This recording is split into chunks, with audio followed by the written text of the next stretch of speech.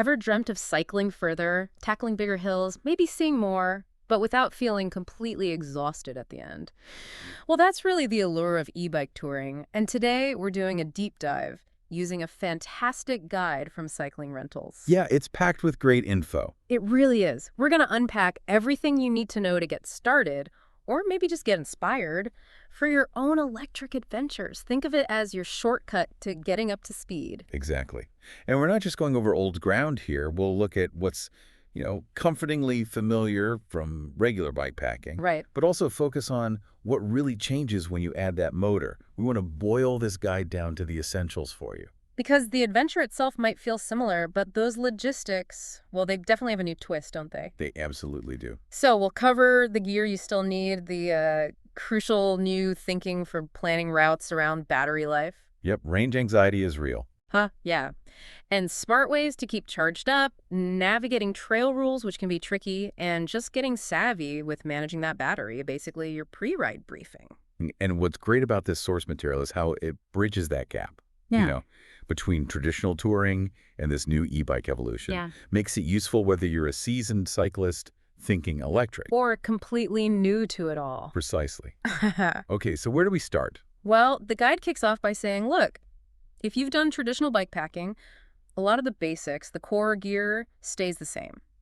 Especially if you're camping, right? That list is pretty familiar. Absolutely. Your shelter system tent, sleeping bag, sleeping pad, that's still fundamental. Yeah. Your mobile base camp. And those little comforts, like maybe a camp chair. Yeah. Still worth considering. Definitely. And hydration, fuel, that's paramount. So water bottles, maybe an electrolyte mix, a filter or reservoir system, your cooking gear, Yeah. all still vital. Can't forget those. And the practical stuff, too, like a first aid kit, toiletries, and obviously your bike gear, helmet, shoes, clothes for different weather. Plus snacks and meals. It's good to know that foundation is solid. It is reassuring, isn't it? And the guide also mentions, the credit card touring style. Ah, yes, the comfort option. Exactly. Leaving the tent behind and booking hotels or B&Bs along the way, less gear, guaranteed roof. Definitely appealing sometimes. But, okay, here's where the e-bike really changes things. Route planning. The guide flags this straight away. It's not just about distance anymore, is it? Not at all. Yeah. Your e-bike battery is like its own little fuel tank. Yeah. But how quickly it drains depends massively on how much help you ask for the assist level. Right. And terrain is huge. Climbing hills eats up way more power than cruising on the flat. Just like driving a car, really. Makes sense. And the guide also points out that the bike's weight, especially loaded up with all that gear we just talked about, So yeah. that plays a big part in your range, too. You really have to think about the total weight. So it demands a bit more strategy. Your daily mileage isn't just distance. It's, can my battery handle this distance with this terrain at these assist levels carrying this weight? You need foresight. Which brings us neatly to maybe the biggest adjustment. Charging the battery, completely new concept for traditional touring. Totally new ballgame. The guide stresses planning for daily recharges. What are the main ways to do that? Well, the simplest is building it into your stops. Booking campsites or hotels known to have power outlets. That's the most straightforward. Okay. For longer, maybe more remote routes, carrying a second battery is an option. But remember, that adds significant weight and cost. Good point. And then there's just being smart about managing your usage during the day, which we'll touch on more later. Got it. And the guide also mentions the battery design itself. Integrated versus semi-integrated. What's the practical difference when you're touring? Right. So an integrated battery often looks sleeker. It's built right into the frame. But the downside is the whole bike needs to be near the plug to charge. Okay. Could be awkward sometimes. It can be. A semi-integrated one, you can usually unlock and take it off the bike. Much easier to carry just the battery inside a cafe or hotel room to charge. More flexible generally. That is really useful to know, especially for multi-day trips. So semi-integrated might be the way to go for touring flexibility. Often, yes. Choose semi-integrated for maximum charging flexibility on multi-day trips. Now let's talk about where you can ride. I hadn't really thought about e-bike's specific rules for trails. The guide says this needs investigation. Absolutely critical.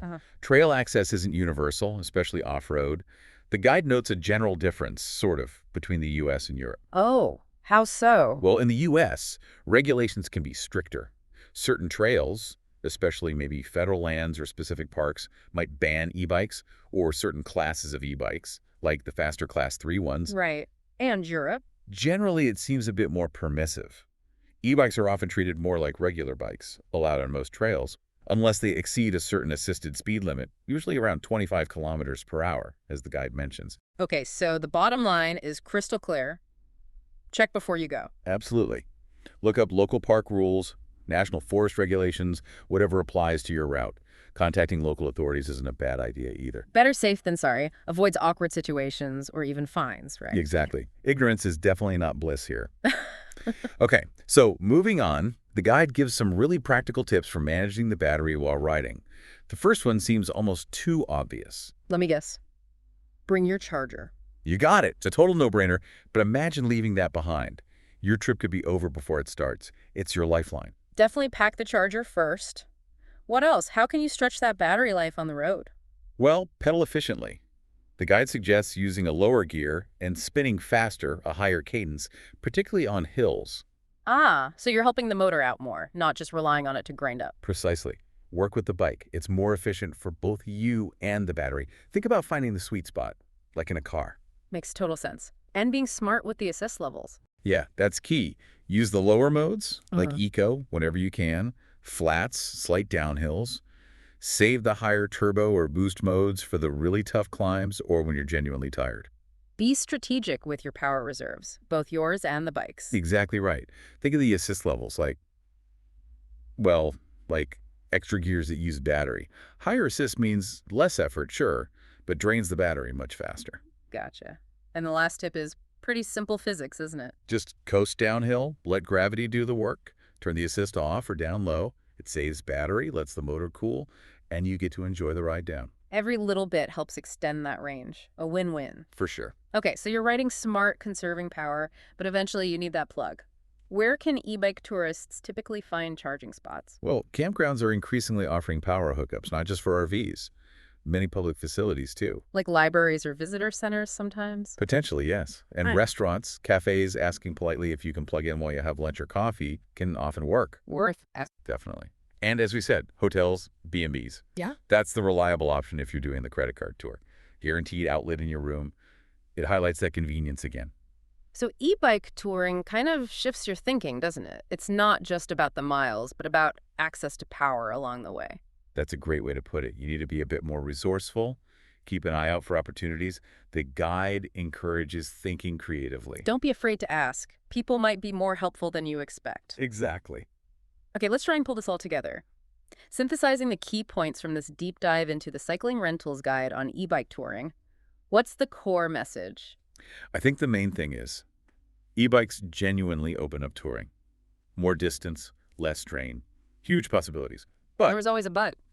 Yes, but that potential relies heavily on careful planning, especially around your battery range, and actively managing that battery as you ride. Right, so the extra power isn't free energy. You have to manage it wisely. It's tied directly to planning and how you ride. That's it perfectly. Paying attention to where you can charge, knowing the local trail rules, using those battery-saving techniques.